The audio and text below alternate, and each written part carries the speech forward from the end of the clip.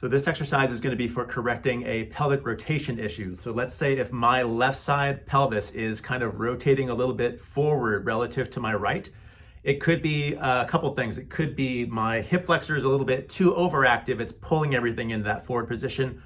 Or my glutes and my hamstrings on the backside are underfiring. So either way, it's creating this rotational force that's kind of pushing my left hip into this forward rotation. So this exercise is going to help correct that.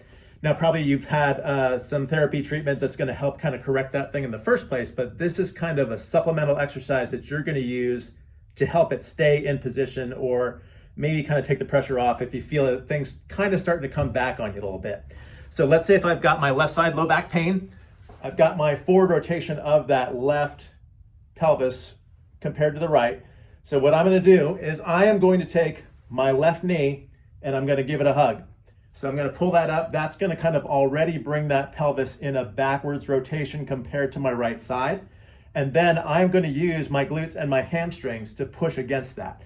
So holding my front of my shin, I'm going to push into my hands with, maybe about 50% force. Doesn't have to be too crazy, but I'm basically just engaging my glutes and hamstrings, which in turn shuts off the muscles in the front of the hip. So I push for about 5 seconds. It shouldn't feel painful on the back.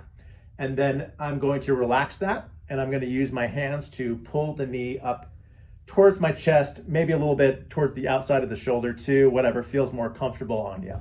So I'm going to hold that stretch up here. Now I've kind of created that rotation backwards into this posterior position here. And I'm going to hold that stretch there for about 10 seconds or so. And then I'm going to repeat it. So again, I'm going to engage the glutes and hamstrings, push that knee away from my body into my hands. Count for 5. Relax. And then come upwards into that stretch again. So I'm going to repeat that about 3 to 5 times on only this one side that I'm having the issue with. And what that should do is it, again, engages the glutes and hamstrings and shuts off the muscles on the front of the hip that allows that pelvis to kind of stay in this posterior position, hopefully evened up with your other side. Give that a couple times a day. Basically, whenever the pain starts coming back in, give it a try. See how it works.